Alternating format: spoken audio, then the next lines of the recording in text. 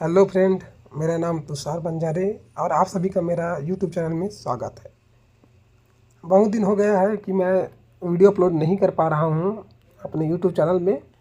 तो चलो ठीक है, तो आज हम स्टार्ट करते हैं क्या भारतीय संविधान। तो भारतीय संविधान के बारे में आज हम चर्चा करेंगे, ठीक है। तो कॉन्स्टिट्यूशन, ठीक है, संविधान क्या होता है। तो संविधान क्या होता है, सभी के लिए बराबर कानून को ही क्या कहा जाता है, संविधान कहा जाता है। क्या जितने सभी के लिए बराबर कानून को क्या कहते हैं हम, संविधान कहते हैं। देश और राज्य का शासन कैसे चलेगा तथा उसको चलाने के लिए जिस किताब का नाम है ना, उसे हम क्या बोलते हैं, भारतीय संविधान के नाम से जानते हैं। तो एक तो क्या होता है संविधान, क्या होता है संविधान, क्या है, सभी के लिए बराबर कानून को हम संविधान कहते हैं। और देश और राज्य के शासन कैसे चलेगा उसके अंतर्गत उस चलाने के लिए जिस किताब का नाम है उसे हम क्या कहते हैं, भारतीय संविधान कहते हैं, ठीक है। तो भारतीय संविधान के अंतर्गत क्या है, 22 लेसन है ना। भारतीय संविधान के अंतर्गत क्या है, हमारे जो भारत का संविधान है उसके अंतर्गत क्या है, 22 लेसन है। और इन्हीं लेसन को हम क्या बोलते हैं, भाग बोलते हैं। तो यदि एग्जाम में पूछा जाएगा कि भारतीय संविधान का कितने भाग होते हैं, तो आंसर क्या करना, भारतीय संविधान का क्या होते हैं, 22 भाग होते हैं, 22 लेसन होते हैं। और इन 22 लेसन में ना, ठीक है, 395 क्या होते हैं, टॉपिक होते हैं। क्या होते हैं, 395 क्या होते हैं, टॉपिक होते हैं। और इन्हीं टॉपिक को हम क्या है, अनुच्छेद के नाम से जानते हैं, ठीक। तो इतना समझ में आया कि भारतीय संविधान क्या होता है देखो, सभी के बराबर कानून को क्या बोलते हैं, हम संविधान बोलते हैं। और हमारा जो देश है देश के अंतर्गत जो देश है, राज्य है, इन सभी में क्या है, शासन कैसे चलेगा, ठीक है, उन चलाने के लिए जो किताब है उस किताब का नाम क्या है, भारतीय संविधान है, कॉन्स्टिट्यूशन है, ठीक है। इसमें कितने भाग हैं, 22 भाग हैं। और इन 22 भाग या लेसन के क्या है, 395 टॉपिक्स हैं। और इन्हीं 395 टॉपिक को हम क्या बोलते हैं, अनुच्छेद बोलते हैं, ठीक है। तो 22 लेसन मतलब 22 भाग है और 395 क्या है, 395 क्या है, अनुच्छेद है, ठीक है। तो इतना याद रखना कि 395 अनुच्छेद है। जब एग्जाम में पूछे कि हमारे भारत संविधान में कितने अनुच्छेद है, तो आप आंसर टिक करना क्या, 395 अनुच्छेद होते हैं। अब उसके बाद बोलते हैं क्या, देखो अब इन हम क्या है, एक एक करके ना हम इन सभी लेसन को पढ़ते हैं, ठीक है। और इन लेसन में क्या है, 395 जो टॉपिक्स है ना, वो क्या इसके अंतर्गत ही समाहित है। जैसे कि भाग 1 है, भाग 2 है, भाग 3 है, तो टोटल कितने हैं, 22 भाग है ना। तो इन 22 भागों के अंतर्गत कौन कौन से टॉपिक मतलब कौन कौन से अनुच्छेद आते हैं तथा उनमें क्या है, अनुच्छेद आते हैं, उन सभी के बारे में देखते हैं, ठीक है, एक एक करके। तो हम सबसे पहले हम बात करते हैं क्या है, भाग 1 का। तो भाग 1 हमारे भारतीय संविधान के भाग 1 में क्या है, तो भाग 1 में क्या है, संघ और राज्य क्षेत्र का वर्णन देखने को मिलता है, ठीक है। तो क्या है, भाग 1 में क्या है, संघ और राज्य क्षेत्र आते हैं। और जिसमें क्या है, अनुच्छेद 1 से 4 तक के अनुच्छेद इसमें शामिल किए गए हैं। तो क्या है, भाग 1 क्या है, संघ और राज्य क्षेत्र है, जिसमें अनुच्छेद 1 और 4 तक को शामिल किए गए हैं, ठीक है। कितने अनुच्छेद है, 395 अनुच्छेद में ये 1 से 4 अनुच्छेद क्या है, भाग 1 के अंतर्गत आते हैं, जिसमें संघ और राज्य क्षेत्र शामिल है, ठीक है। तो अनुच्छेद 1 क्या है, तो अनुच्छेद 1 क्या बोलता है, भारत क्या है, राज्यों का संघ है बोलता है। अनुच्छेद 1 क्या कहता है कि भारत क्या है, राज्यों का संघ है ना, अर्थात क्या है, यूनियन है, ठीक है, यूनियन। तो अनुच्छेद 1 क्या बोलता है, भारत क्या है, राज्यों का संघ है, मतलब क्या है, यूनियन है, ठीक है। तो याद रखना हमारे भारत देश क्या है, राज्यों का संघ है।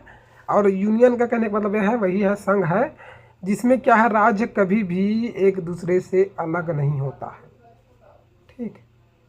याद रखना क्या, भारत राज्यों का संघ है, यूनियन है, जिसमें क्या है, राज्य कभी भी टूटकर अलग नहीं किया जाता है, ठीक है। देखना याद रखना एक चीज़ है ना, देखो संघ में एक और आता है ना जी, परिसंघ, ठीक है। तो इस टर्म को भी याद रखना, परिसंघ क्या होता है। तो परिसंघ इस इंग्लिश में हम इसको क्या बोलते हैं, रुको ना एक मिनट, परिसंघ, ठीक। तो यूनियन क्या होता है, परिसंघ क्या होता है, ठीक है। फेडरेशन, फेडरेशन को भी संघ बोला जाता है। तो एक सब क्या होता है, पहले इसके बारे में हम जान लेते हैं, ठीक है। कि यूनियन कहने का मतलब क्या है, भारत क्या है, राज्यों का संघ है। तो संघ कहने का मतलब क्या है, यूनियन है। तो यूनियन मतलब क्या है, जिसमें क्या है, राज्य कभी भी अलग टूटता नहीं है। मतलब हमारे जो भारत देश है ना, उसमें राज्य है, ठीक है, वे कभी अलग नहीं होगा भारत देश से, ठीक है। तो इतना याद रखना, ठीक है। मतलब क्या है, हमारा भारत देश राज्यों का संघ है। और उसमें एक आता है, वर्ड आता है, ठीक है, परिसंघ। तो ये हम जान लेते हैं ये टर्म के बारे में कि परिसंघ क्या है, ठीक है। तो परिसंघ, इसी को इंग्लिश में क्या बोलते हैं,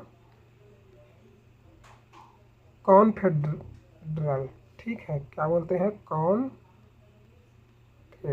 ठीक है। तो परिसंघ किसे बोलते हैं, परिसंघ हम उसे कहते हैं जिसमें छोटे छोटे राज्य आपस में जुड़ करना अपनी थोड़ी थोड़ी शक्ति क्या है, केंद्र सरकार को देकर एक देश का निर्माण करता है। इसे क्या कहा जाता है, परिसंघ कहा जाता है।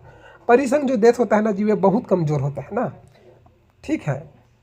इसमें कोई भी देश आसानी से अलग हो सकता है। मतलब कहने का मतलब क्या है, परिसंघ क्या है, एक छोटे छोटे राज्य आपस में जुड़कर अपनी थोड़ी थोड़ी जो शक्तियाँ होती है ना, वे केंद्र सरकार को देकर एक देश का निर्माण करती है। कि वो उनकी शक्तियाँ होती हैं, उनको एक केंद्र को देता है कुछ, ठीक है, और बोलता है कि एक देश का निर्माण करता है कि आप चलाओ कैसे करके। उससे क्या है, इसे ही हम क्या है, परिसंघ बोलते हैं ना। और परिसंघ क्या होता है, कमज़ोर होता है, या कभी भी क्या है, इसमें जो देश होते हैं ना, वे आसानी से अलग हो सकते हैं, ठीक है। अब भाई उसमें शक्तियाँ है, ज़रूरी थोड़ी है कि कोई अब देखो, अब ये परिसंघ में क्या, छोटे छोटे जो राज्य है ना, वो मिलकर बना है, और उसके विशेष शक्तियाँ है जो थोड़े से मतलब देकर केंद्र को देकर वे एक देश का निर्माण कर रहा है।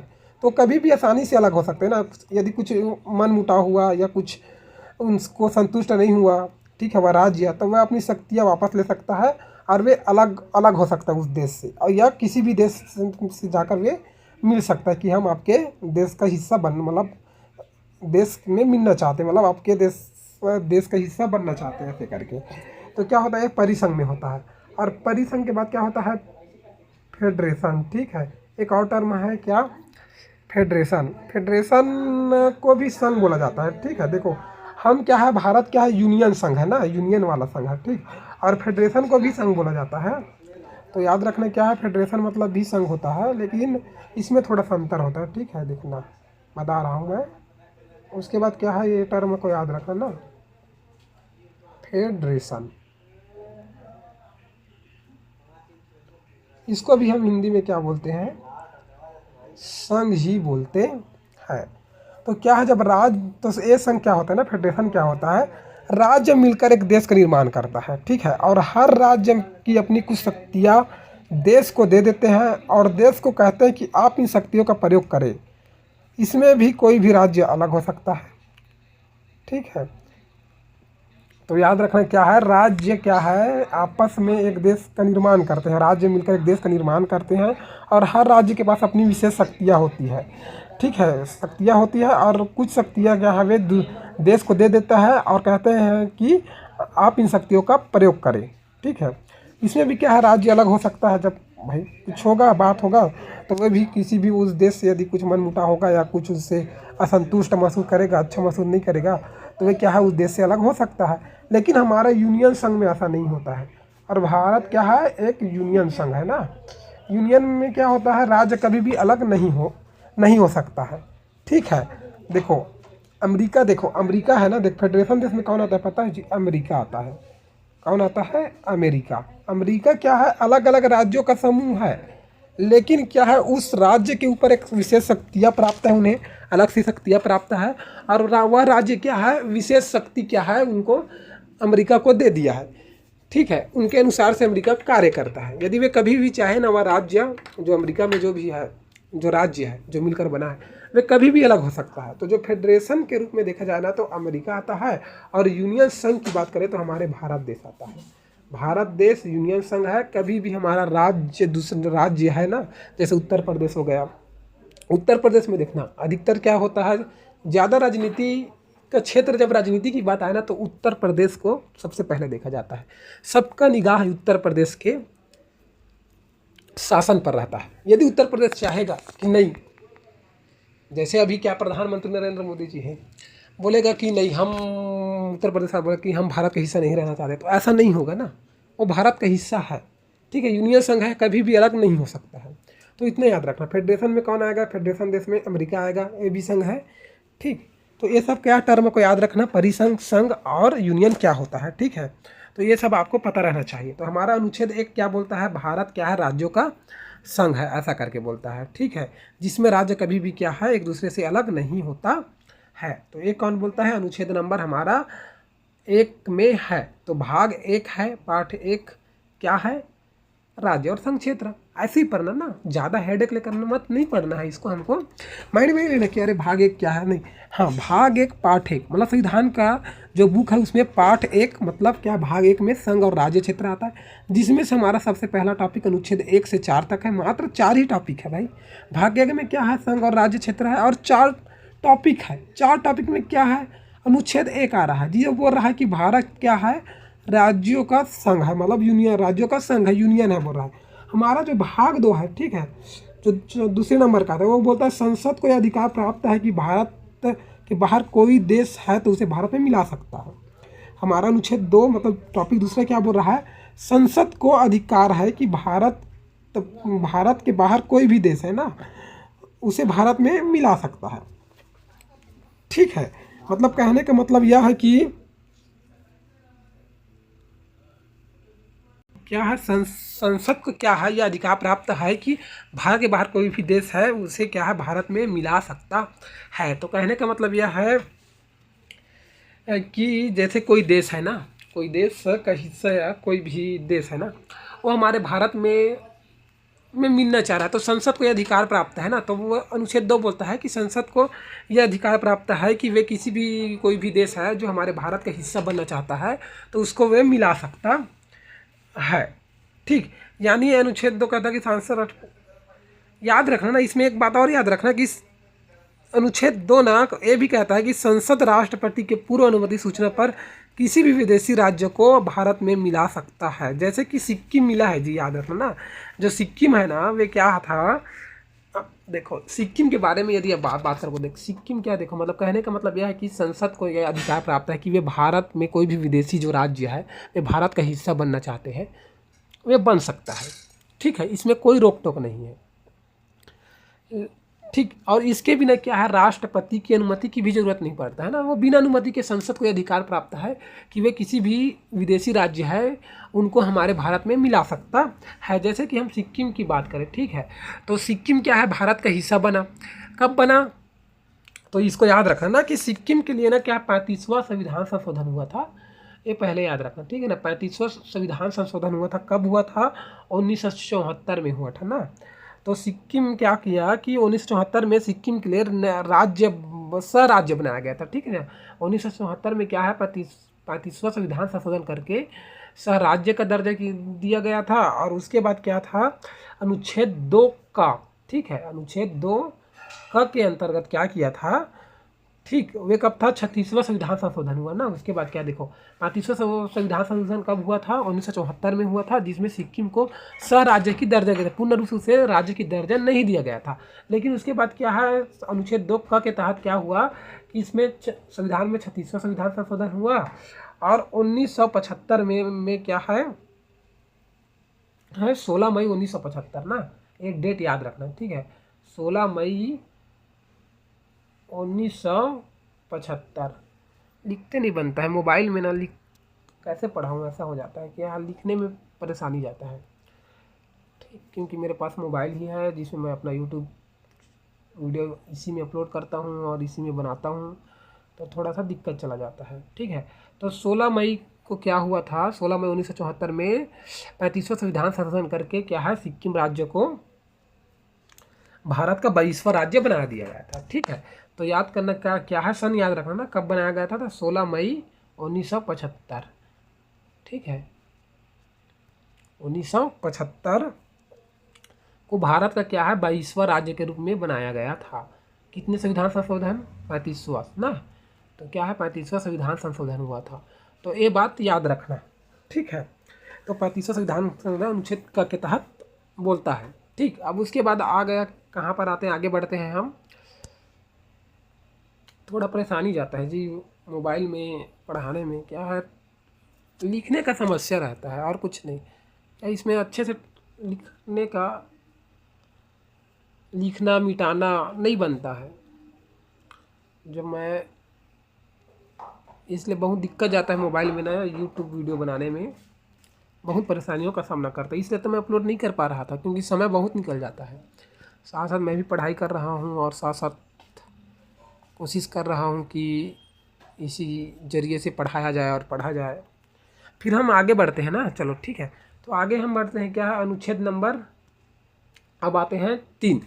तो अनुच्छेद 3 क्या बोलता है, संसद राष्ट्रपति के पूर्व अनुमति से भारत के किसी भी राज्य के नाम सीमा क्षेत्र में परिवर्तन कर सकता है।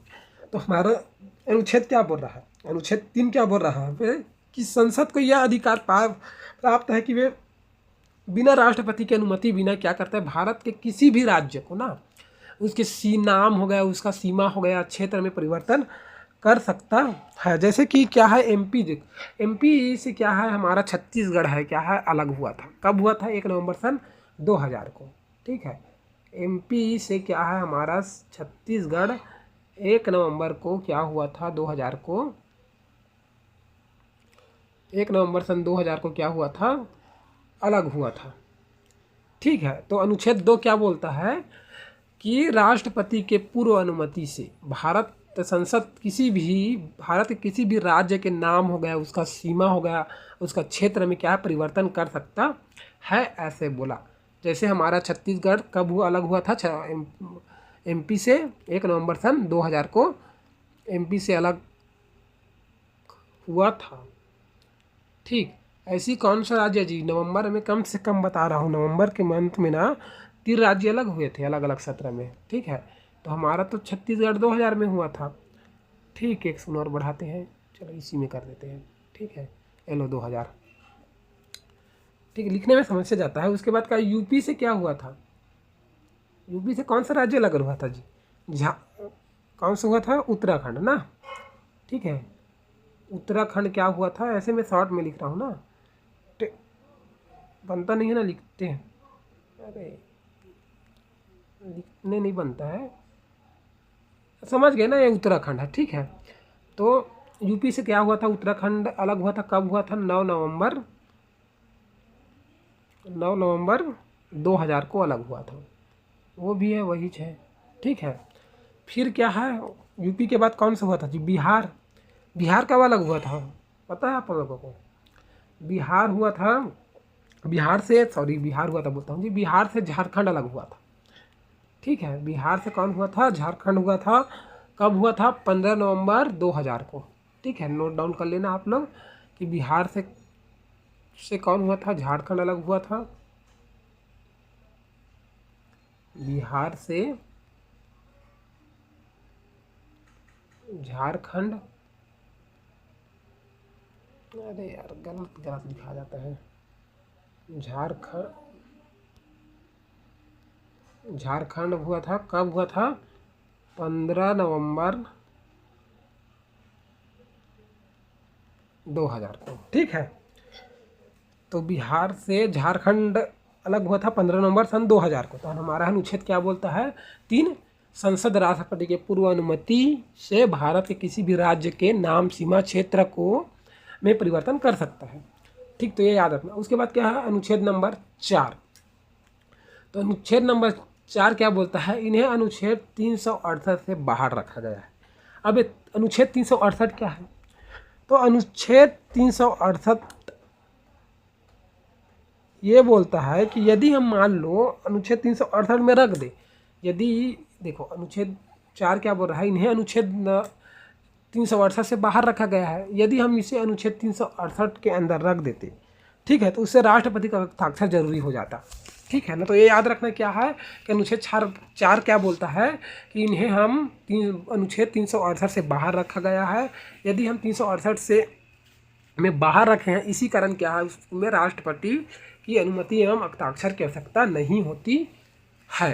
तो ये याद रखना। ठीक है, जब संसद अनुच्छेद देखो, ठीक है ना, अनुच्छेद 4 देखो, अनुच्छेद 1 क्या बोला, अनुच्छेद 1 क्या बोला, भारत राज्यों का संघ है, यूनियन संघ है।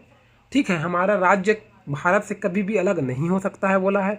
अनुच्छेद क्या 2 क्या बोला, संसद को यह अधिकार है कि भारत कोई भी बाहरी जो मतलब विदेशी राज्य है उसे हम भारत में संसद की अनुमति बिना क्या है उसको स्वीकार कर सकता है, भारत का हिस्सा बना सकता है। ठीक, उसके बाद क्या है अनुच्छेद 3 क्या बोला कि संसद राष्ट्रपति के पूर्व अनुमति से भारत के किसी भी राज्य के सीमा हो गए, उसका नाम होगा, उसके क्षेत्र में क्या है परिवर्तन कर सकता है। और इन्हीं तीनों को ना जब संसद अनुच्छेद 2 का प्रयोग करती है यानी किसी विदेशी राज्य को मिलाएगा, या अनुच्छेद 3 का प्रयोग करती है यानी राज्य को तोड़ेगी, तो उसके लिए राष्ट्रपति के विशेष अनुमति जरूरत नहीं होती है, क्योंकि इसको अनुच्छेद 368 से क्या है बाहर रखा गया है। ये कौन बोल रहा है? अनुच्छेद 4 बोल रहा है। अनुच्छेद 4 ये बोल रहा है कि यदि संसद अनुच्छेद 2 का प्रयोग कर रहा है या अनुच्छेद 3 का प्रयोग कर रहा है तो उसको राष्ट्रपति की अनुमति की आवश्यकता नहीं हो रही है। क्यों नहीं हो रही है? क्योंकि इसे अनुच्छेद 368 से बाहर रखा गया है। यदि हम इसको अनुच्छेद 368 के अंतर्गत रखते हैं तो उन्हें राष्ट्रपति का हस्ताक्षर जरूरी हो जाएगा। तो इतना बात याद रखना कि हमारे भाग 1 में क्या है, पार्ट 1 में मतलब भाग 1 में संघ और राज्य क्षेत्र आता है, और राज्य क्षेत्र में हमारा मात्र 3 ही टॉपिक पढ़ना है, ज़्यादा नहीं पढ़ना है, 4 टॉपिक पढ़ना है। पहला अनुच्छेद 1, अनुच्छेद 2, अनुच्छेद 3, अनुच्छेद 4। तो हमारे क्या है भाग 1 के अंतर्गत 4 ही अनुच्छेद आता है, 4 ही टॉपिक आता है। और उन्होंने क्या है, और भाग 1 क्या है, संघ और राज्य क्षेत्र। ठीक है, संघ और राज्य क्षेत्र वो बता दिया कि संघ और राज्य क्षेत्र कैसे कैसे है। तो इसमें 4 है, तो 4 अनुच्छेद है, वे 4 तरीके से बताया। अनुच्छेद 1 बोला, क्या बोला कि भारत क्या है, राज्यों का संघ है। हमारे भारत देश से राज्य कभी भी अलग नहीं हो सकता है। ठीक है, यूनियन संघ है बोले अनुच्छेद 1। अनुच्छेद 2 क्या बोला, संसद को यह अधिकार प्राप्त है कि कोई भी विदेशी राज्य हमारे भारत का हिस्सा बनना चाह रहा है तो उसे बिना राष्ट्रपति की अनुमति बिना हम उसे भारत में मिला सकते हैं, उनको हिस्सा बना सकते हैं। इसका कौन बोला? अनुच्छेद 2 बोला, टॉपिक 2। अनुच्छेद 3 क्या बोला, संसद को राष्ट्रपति की अनुमति बिना किसी भी राज्य के क्षेत्र सीमा नाम को परिवर्तित कर सकता है, ऐसा बोला। और अनुच्छेद 4 क्या बोला, ये सब का पालन ये इसलिए कर सकता है क्योंकि इसे हम 368 से अलग रख दिए हैं ना, अनुच्छेद 368 से अलग रख दिए हैं। यदि हम 368 के अंदर अगर रख देते तो हमको झकमारी राष्ट्रपति से हस्ताक्षर लेना पड़ता। ठीक है, ऐसा कौन बोला? अनुच्छेद 4 बोला। तो इतना याद रखना कि भाग 1 क्या होता है, संघ और राज्य क्षेत्र आता है, और जिसमें अनुच्छेद 1 से 4 तक शामिल है। ठीक, आगे बढ़ते हैं तो हम कुछ बात कर लेते हैं ना, भाग 2 से जाने से पहले कुछ बात कर लेते हैं कि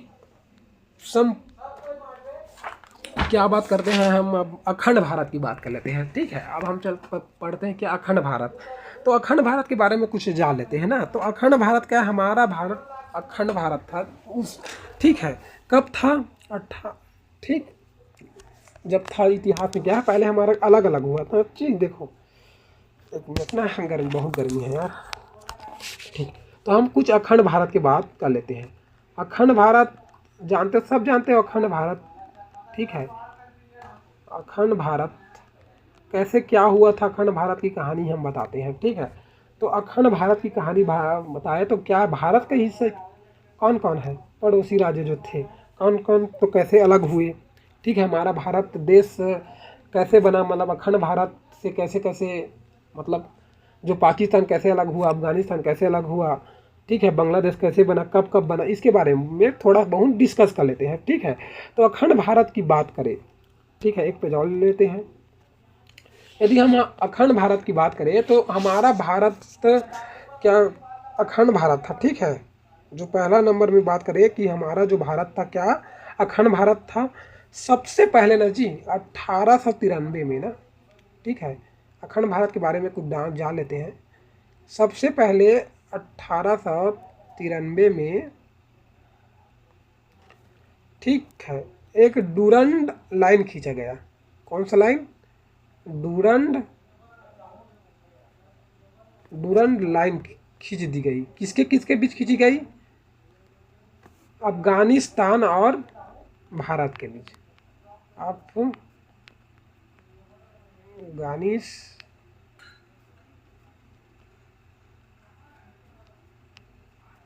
अफगानिस्तान और भारत के बीच क्या खींच दिया गया? डूरंड लाइन खींच दी गया। तो सबसे यही क्या था, अखंड भारत का सबसे पहला टुकड़ा था। जब हमारा भारत देश क्या था, अखंड भारत था ना, तो 1893 में क्या किया गया, डूरंड लाइन खींच दिया गया अफगानिस्तान और भारत के बीच। और यही अफगानिस्तान क्या था, सबसे पहले भारत का टुकड़ा था। तो थोड़ा बहुत हम अखंड भारत के बारे में जान लेते हैं। और अखंड भारत का दूसरा टुकड़ा कब हुआ था, कब हुआ था जी? तो दूसरा टुकड़ा कब हुआ था, 1935 में हुआ था। किस में, क्या म्यांमार अलग हुआ था ना, म्यांमार जिसे हम बर्मा बोलते थे, ठीक है। तो अखंड भारत का दूसरा टुकड़ा 1935 म्यांमार बर्मा अलग हुआ था, ठीक है। और अखंड भारत का यदि हम तीसरा टुकड़ा के बारे में बात करें, ठीक है, अखंड भारत का यदि हम तीसरा टुकड़ा के बारे में बात करें, तो तीसरा टुकड़ा कौन था जी? तीसरा टुकड़ा था, कब हुआ था, 1947 में हुआ था। कौन अलग हुआ था? पाकिस्तान और भारत हुआ था। पाकिस्तान मतलब पाकिस्तान और भारत बोल रहा हूँ जी, भारत से पाकिस्तान का विभाजन हुआ था, ठीक है। कब? जब हमारा देश 1947 को आज़ाद हुआ, तब क्या था, तीसरा विभाजन हुआ पाकिस्तान का, ठीक है।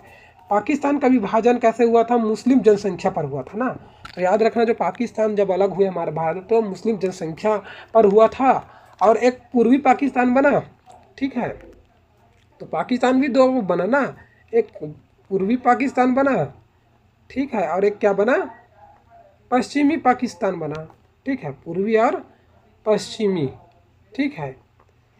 और यही पूर्वी जो पाकिस्तान है ना जी, ठीक है, आगे चलकर क्या हुआ, वो क्या हुआ, पूर्वी पाकिस्तान देख 1947 में क्या हुआ था, पाकिस्तान और भारत का विभाजन हुआ था, ठीक है, तीसरा टुकड़ा के रूप में। जिसमें क्या था, पाकिस्तान का जो विभाजन हुआ था वे मुस्लिम जनसंख्या के आधार पर हुआ था, जिसमें एक ओर से पूर्वी पाकिस्तान बना और एक ओर से क्या हुआ, पश्चिमी पाकिस्तान हो गया।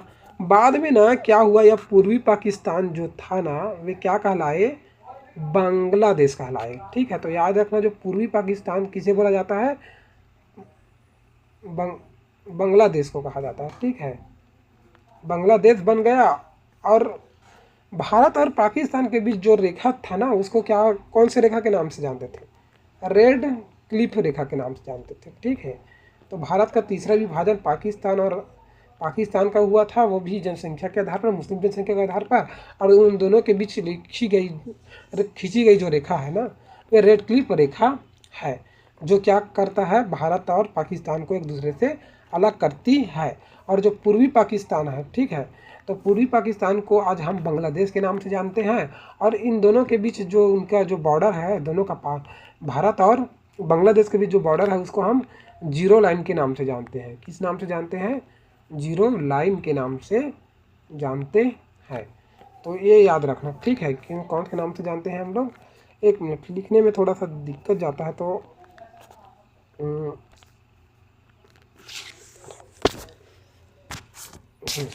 एक मिनट, ठीक है। तो तीसरा विभाजन किसके किसके बीच हुआ, पाकिस्तान और भारत के, मतलब भारत से कौन, पाकिस्तान अलग हुआ था।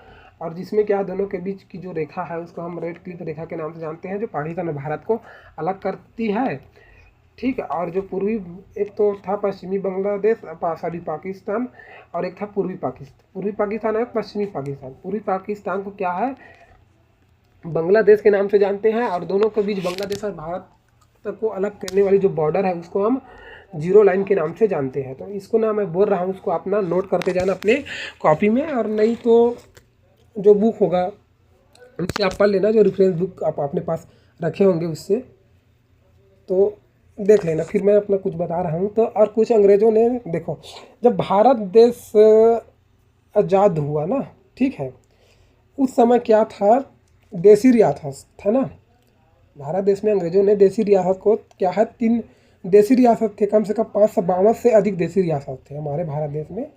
आज़ाद हुआ तो भारत में लगभग कितना, 552 से अधिक देसी रियासत थे, ठीक है।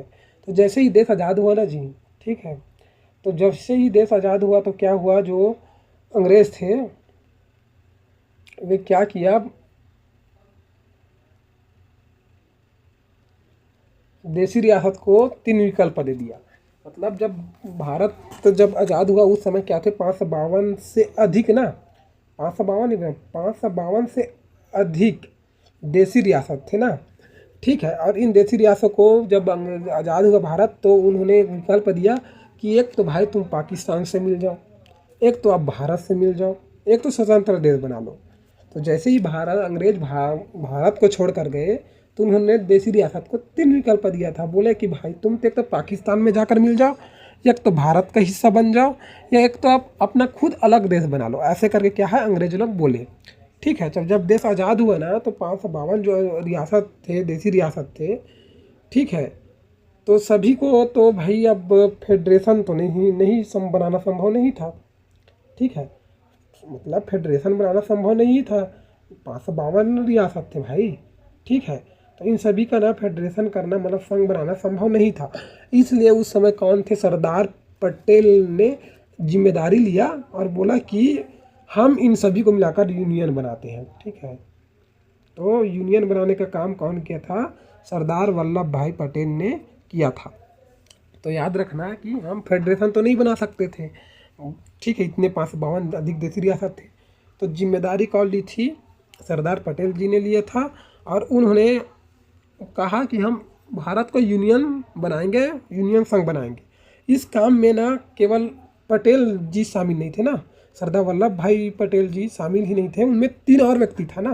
कौन कौन वो व्यक्ति था, तो वो उसका नाम नोट कर लेना। ठीक है, नाम बता रहा हूँ मैं कि फेडरेशन बनाने के लिए तो नहीं बन था, यूनियन संघ बनाने के लिए 3 थे। एक तो पहला नंबर में कौन था, सरदार वल्लभ भाई पटेल थे। ठीक है, मिनट, हाँ, पहला कौन था,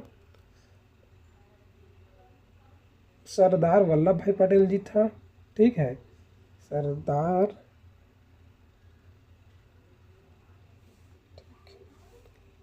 पटेल बस लिख देता हूँ जी, सरदार पटेल थे।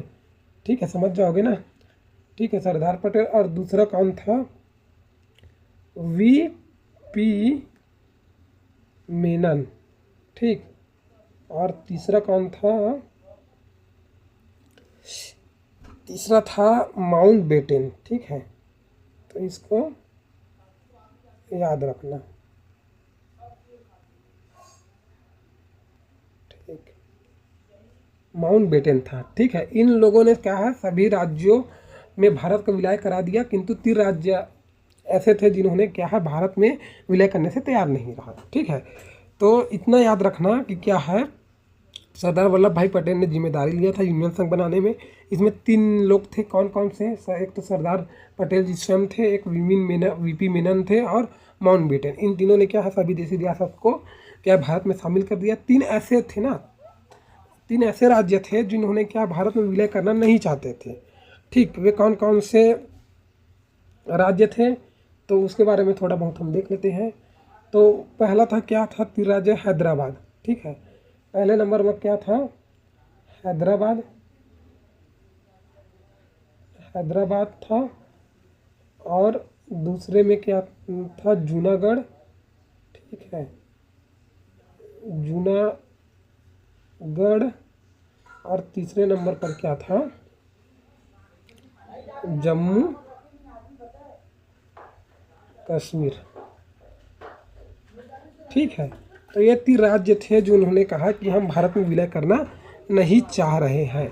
ठीक है, उस समय तो इनका भी कहानी है, क्या क्या हुआ, तो इसके बारे में हम थोड़ा देख लेते हैं।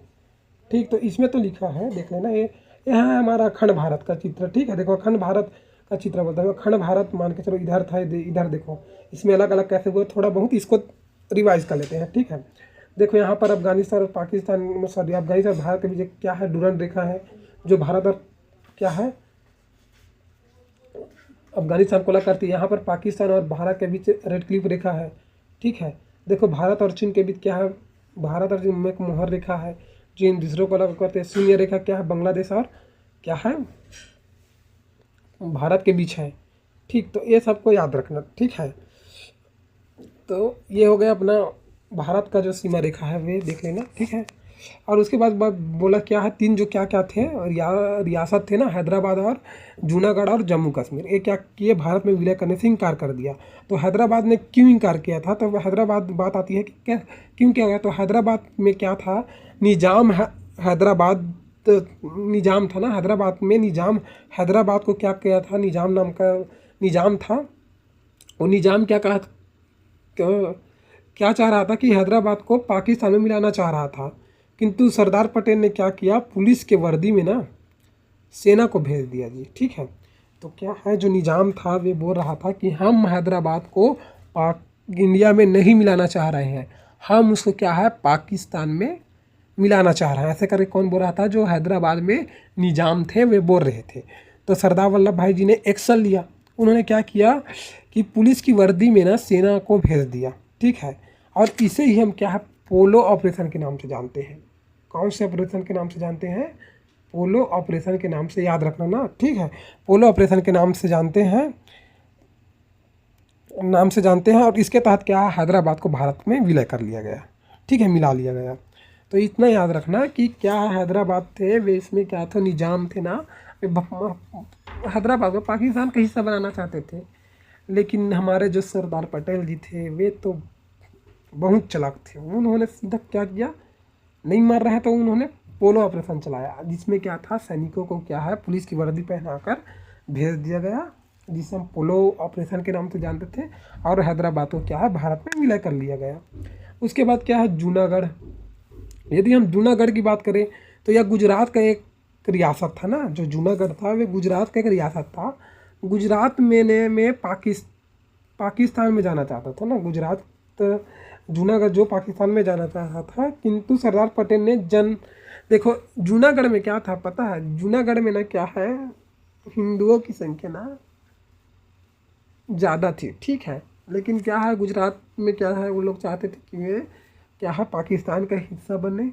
लेकिन सरदार पटेल ने क्या किया, जनमत संग्रह करा दिया और क्या है उसे भारत में मिला लिया। ठीक है, उसके बाद क्या है, जम्मू कश्मीर की हम बात करें तो जम्मू कश्मीर यहाँ की जनता क्या थी, मुस्लिम थी। लेकिन राजा, अब भाई मुस्लिम थी उनके यहाँ की जनसंख्या, लेकिन वहाँ के जो हमारे जो राजा थे ना वे हरीसी था। लेकिन उन्होंने कहा कि हम ना भारत में मिलेंगे, ना ही हम क्या है पाकिस्तान में मिलेंगे। देखो वहाँ की जनसंख्या, देखो जम्मू कश्मीर में पाकिस्तानी जनसंख्या थी। ठीक है, वहाँ जनमत तो करा नहीं सकते थे, लेकिन वहाँ जो राजा थे हरीसी थे वे चाहते थे कि हम ना भारत का हिस्सा बनना चाह रहे हैं, न कि हम पाकिस्तान का हिस्सा बनना चाह रहे हैं। तो इससे अच्छा हमको स्वतंत्र देश बना दिया जाए।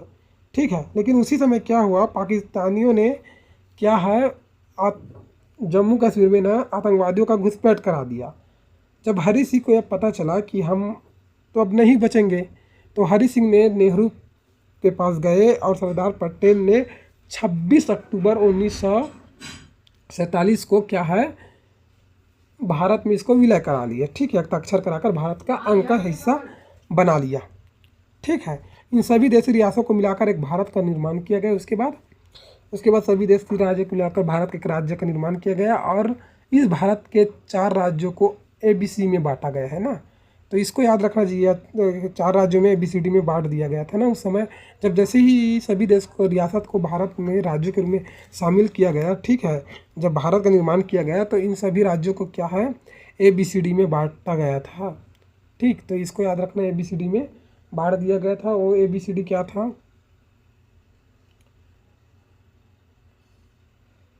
ठीक है, ABCD में बांटा गया था। तो ए क्या था, ब्रिटिश प्रोविनेंस, मतलब ABCD में बांट दिया गया था। तो ए में था क्या है, वह राज्य जहां अंग्रेजों का शासन था। ठीक है, तो ए में क्या रखा गया, वह राज्य जिसमें क्या है, राज्य जहां अंग्रेजों का शासन था। ठीक है, वह राज्य जहां क्या था, अंग्रेजों का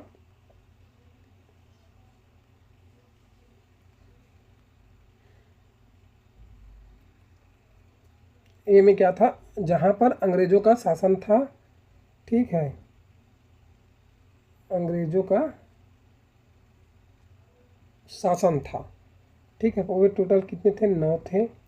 बी बाटा, इसमें वह राज्य जहां देशी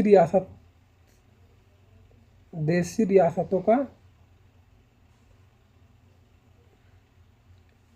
रियासतों का शासन था, इसकी वो भी थे 9, ठीक है। और सी की बात करें तो सी था वे बड़े शहर जहां अंग्रेज केवल उस शहर पर कब्जा किए थे, ठीक है। देखो ए था ब्रिटिश शासन, ब्रिटिश प्रिविनेंस, ठीक है, वह राज्य जहाँ पर अंग्रेज शासन का शासन था। और बी क्या है, प्रिंसली स्टेट, वह राज्य जहाँ देसी रियासत का शासन था। और सी था क्या है, कमिश्नरी, ठीक है, वहाँ बड़े शहर जहाँ पर क्या था, अंग्रेज केवल उस शहर पर कब्जा किए थे, ठीक है। इसकी संख्या थी 10, ठीक। उसके बाद क्या था, डी की बात करें तो डी क्या था, यूनियन टेरिटरी, ठीक है, केंद्र शासित प्रदेश, जिसकी संख्या 1 थी, ठीक है। तो केंद्र शासित प्रदेश, ठीक है। तो ऐसे करके क्या है, 4 राज्यों में बांट दिया गया था, ठीक है, ABC करके, जहाँ पर अंग्रेजों का शासन था। और बी जिसमें देसी रियासतों का शासन था, जिसमें जो 9 था। और जो बड़े शहर जहाँ पर अंग्रेज केवल उस शहर पर कब्जा किए थे, उसको 10 था। और एक था केंद्र शासित प्रदेश जिसकी संख्या 1 था, ठीक है। तो इतना बांट गया था, ठीक है। तो इसमें कुछ कमेटी है, उसको भी याद रखना, ठीक है। कुछ कमेटी क्या क्या है उसको याद रखना, जिसमें क्या था, इधर देखना, ये वाला में कुछ कमेटी था, ठीक है। उन कमेटी के बारे में याद रखना। एक था एसके धर कमेटी, ठीक, क्या था, एसके धर कमेटी था, ठीक। ये एसके धर कमेटी था। ये एक से धर क्या, भाषाई के आधार पर क्या राज्यों के गठन के लिए सबसे पहला बनाया गया था ना। देखो एसके धर कमेटी क्या था, भाषाई के आधार पर राज्यों के गठन के लिए सबसे पहला 1928 में एसके धर आयोग का गठन किया गया था, किंतु भाषा के आधार पर राज्यों का गठन का विरोध भी किया गया था।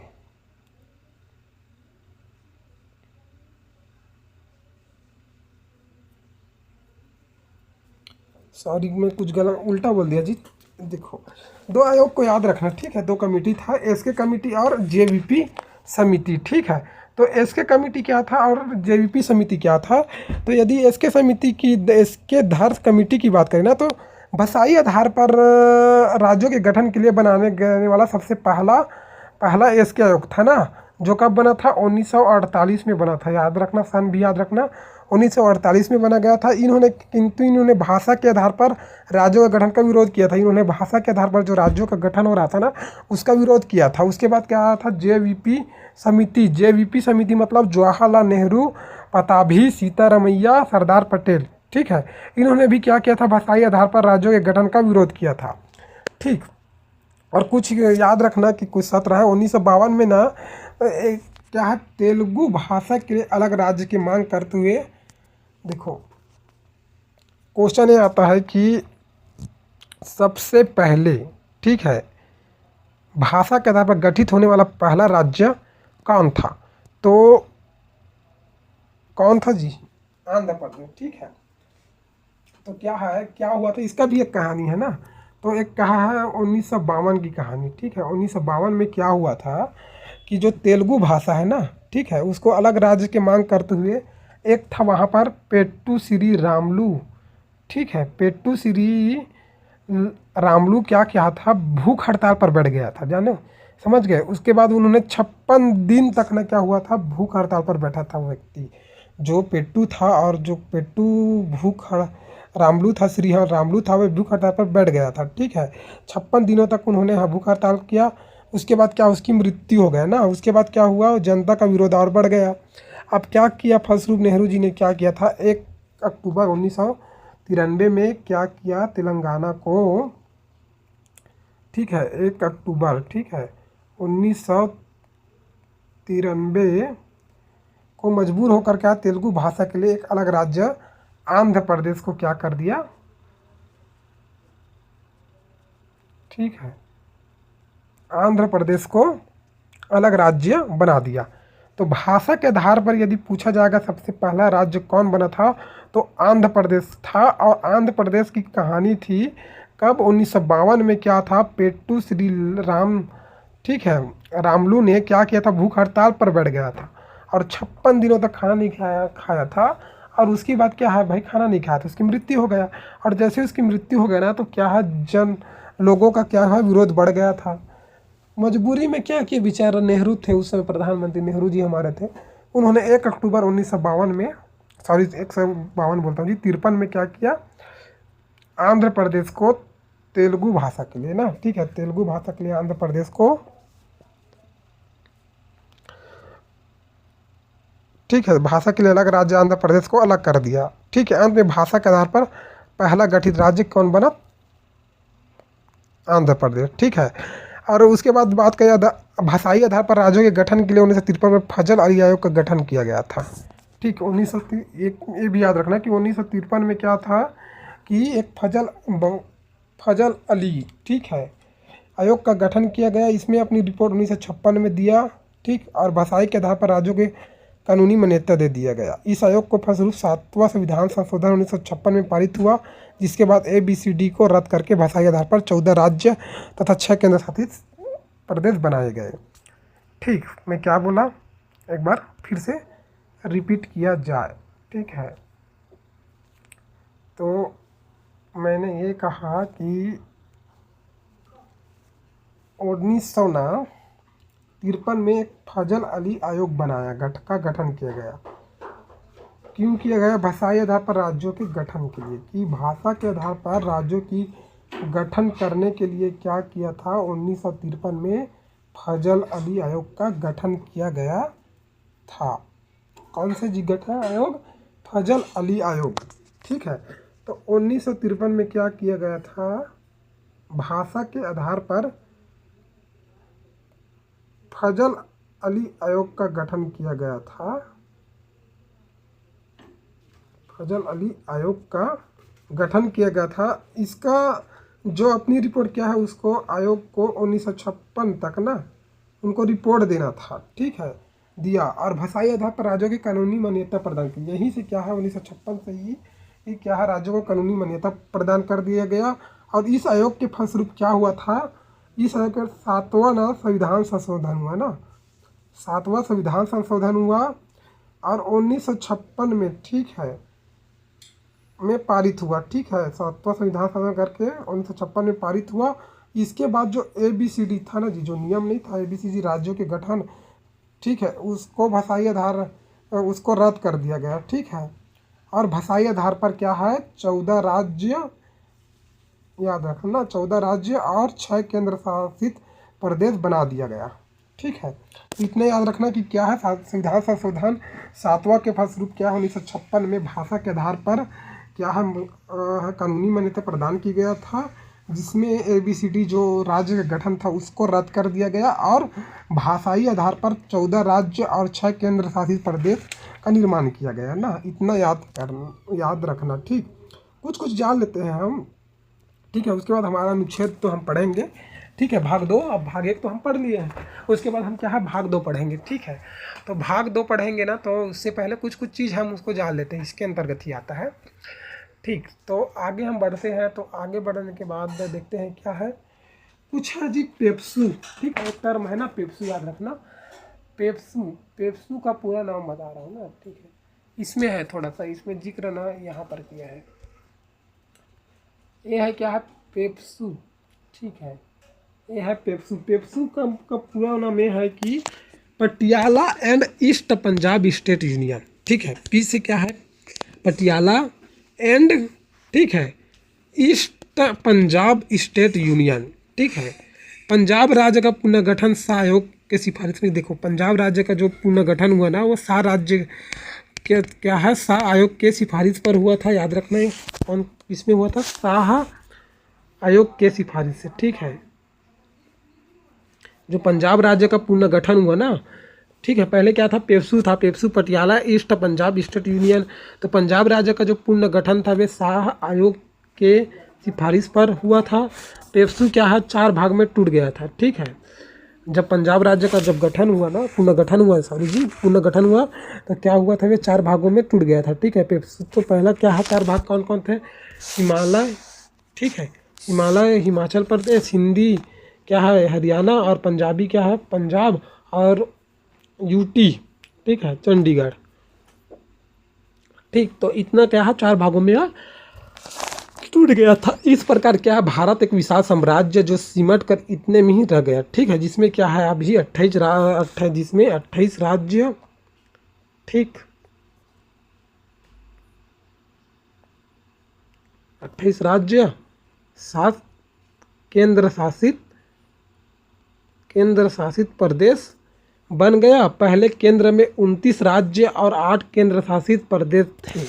ठीक है, देखिए इस प्रकार के भारत एक विशेष राज्य के रूप में मतलब विशाल साम्राज्य जो सिमट कर इतने में ही रह गया, जिसमें 28 राज्य थे और 7 केंद्र शासित प्रदेश बन गया। पहले केंद्र में कितने थे? 29 राज्य थे और 8 केंद्र शासित प्रदेश थे। ठीक है, पहले केंद्र में, लेकिन जम्मू कश्मीर को से राज्य का दर्जा छीन लिया ना। आजकल क्या जम्मू कश्मीर को राज्य का दर्जा छीन लिया गया और उसमें 28 राज्य बच गए। ठीक है, तो पहले कितने राज्य थे? 29 राज्य और 8 केंद्र शासित प्रदेश हुआ करते थे, लेकिन जम्मू कश्मीर को राज्य का दर्जा को छीन लिया गया है और उसे 28 राज्य अब बच गए हैं और 7 केंद्र शासित प्रदेश थे। लेकिन जम्मू और लद्दाख को 2 केंद्र शासित बन गए हैं ना। तो याद रखना, जम्मू और लद्दाख क्या है? 2 और केंद्र शासित प्रदेश बना देने से अब उनकी संख्या कितनी हो गई है? केंद्र शासित प्रदेशों की संख्या 9 हो गई है। ठीक, लेकिन डिसीजन लिया गया है कि दादर नगर हवेली और दमन दीप 2 अलग अलग है, इन्हें एक कर दिया गया। अब वर्तमान में 28 राज्य और 8